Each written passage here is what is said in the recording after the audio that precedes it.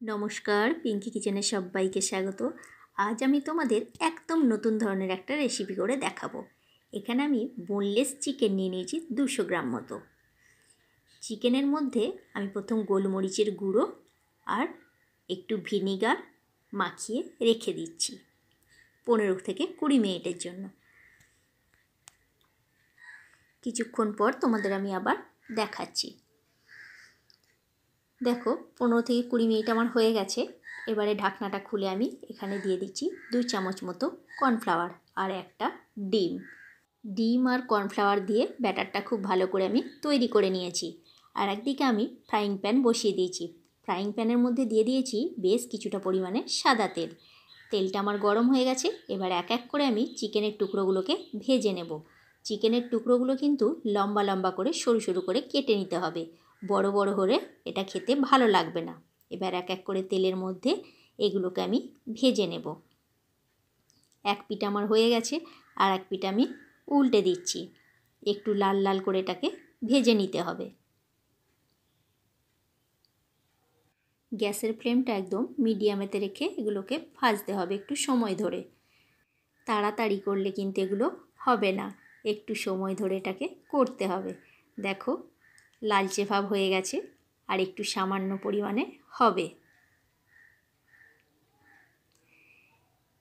এবার আমি এক এক করে এগুলোকে তুলে নেব, আর বাকি যেটুকু আছে সেটুকু আমি এক এক করে এবার ভেজে নেব। বন্ধুরা, আমার ভিডিও তোমাদের যদি ভালো লেগে থাকে লাইক কমেন্ট শেয়ার করো। আর যদি আমার চ্যানেলে নতুন বন্ধু হয়ে থাকো তাহলে আমার চ্যানেলটি সাবস্ক্রাইব করার অনুরোধ রইল। আর যেসব বন্ধুরা ফেসবুক পেজ থেকে দেখছো তারা আমার পেজটি ফলো করে নিয়ে আমার পাশে থেকো। দেখো বাকিগুলো সমস্তটা আমি দিয়ে দিয়েছি। এগুলোকেও আমি একইভাবে ভেজে তুলে নিলাম। আর একদিকে আমি বাঁধাকপি, গাজর আর ক্যাপসিকামকে লম্বা লম্বা করে কেটে নিয়েছি। আর ফ্রাইং প্যানে তেলটা কিছুটা কমিয়ে দিয়েছি। অতটা তেলে রান্নাটা করব না, সামান্য পরিমাণে রেখে দিয়েছি। তেলের মধ্যে দিয়ে দিলাম কেটে রাখা বাঁধাকপির টুকরো, কেটে রাখা গাজর। একদম লম্বা লম্বা করে কিন্তু গাজরগুলো কাটতে হবে, সরু সরু করে। ছোট ছোট করে কাটলে কিন্তু এটা খেতে ভালো লাগবে না। হালকা করে এগুলোকে ভেজে নিতে হবে যাতে ক্রাঞ্চি ভাবটা থাকে। আর দিয়ে দিলাম ক্যাপসিকামটা, এটাকেও একটু নাড়াচাড়া করে ভেজে নেব। গ্যাসের ফ্লেমটা হাইতে রেখে এটা করতে হবে, খুব বেশি কিন্তু এটা ভাজা চলবে না। দেখো ভাজা হয়ে গেছে। এবারে আমি তুলে একটা থালার মধ্যে রেখে দিচ্ছি।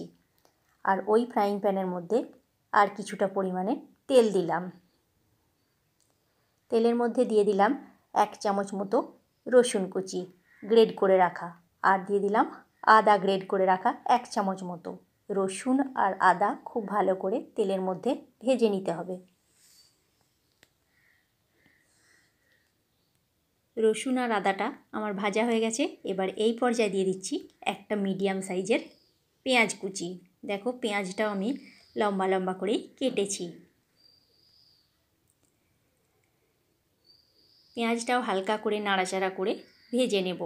গ্যাসের ফ্লেমটা একদম লোতে রেখে করতে হবে। আর একদিকে আমি একটা বাটির মধ্যে নিয়ে নিয়েছি 2 চামচ মতো টমেটোর সস আর 2 চামচ মতো চিলি সস, আর দিয়ে দিলাম 1 চামচ মতো সয়া সস। এই তিনটেকে খুব ভালো করে একই সাথে আমি মিক্সড করে নেব। এটা আমার মেশানো হয়ে গেছে। আর এই দিকেও আমার পেঁয়াজ, আদা আর রসুন ভাজা হয়ে গেছে। পেঁয়াজটাও কিন্তু খুব বেশি ভাজলে চলবে না। এবারে এই পর্যায়ে দিয়ে দিচ্ছি ভেজে রাখা চিকেনের পকোড়াগুলো। আবারও একটু নাড়াচাড়া করে ভেজে নেব। গ্যাসের ফ্লেমটা লোতে রেখে রান্নাটা করতে হবে। কয়েক সেকেন্ডের জন্য ভেজেছি আমি, খুব বেশি কিন্তু ভাজিনি।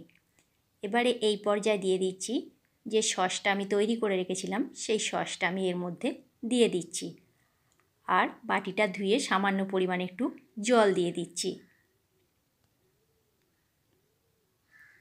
দিয়ে দিলাম স্বাদ মতো লবণ। আর দিয়ে দিচ্ছি 1 চামচ মতো গোলমরিচের গুঁড়ো। এবারে এটা আমি হতে দেব। গ্যাসটা একদম লোতে রেখে রান্নাটা করতে হবে বন্ধুরা, বারবার তোমাদের বলছি। আর তোমরা যদি গ্রেভিটা একটু মোটা চাও তাহলে 1 চামচ মতো কর্নফ্লাওয়ারকে জলে গুলে এটার মধ্যে দিতে পারো। আর যদি মনে করো গ্রেভি পছন্দ নয় তাহলে দিও না। দিয়ে দিচ্ছি 2টো চেরা কাঁচা লঙ্কা আর সামান্য পরিমাণে একটু চিনি। আমি একটু গ্রেভি পছন্দ করি, সেই জন্য 1 চামচ মতো কর্নফ্লাওয়ার গুলে দিয়ে দিলাম। এবার এটা আমি হতে দেব 5 মিনিটের জন্য। দেখো 5 মিনিট আমার হয়ে গেছে, পুরো আমার রেডি হয়ে গেছে। এবার এটা আমি নামিয়ে নেব। গ্যাসের ফ্লেমটা আমি অফ করে দিচ্ছি। এখনও কিন্তু রান্নাটা রেডি হয়নি বন্ধুরা, শুধু তোমরা দেখতে থাকো। দেখো গ্যাসের ফ্লেম আমি অফ করে দিয়েছি। এবারে যেটা আমি ভেজে রেখেছিলাম বাঁধাকপি, ক্যাপসিকাম আর গাজরটা, তার ওপরে এই চিকেনটা আমি ঢেলে দিচ্ছি।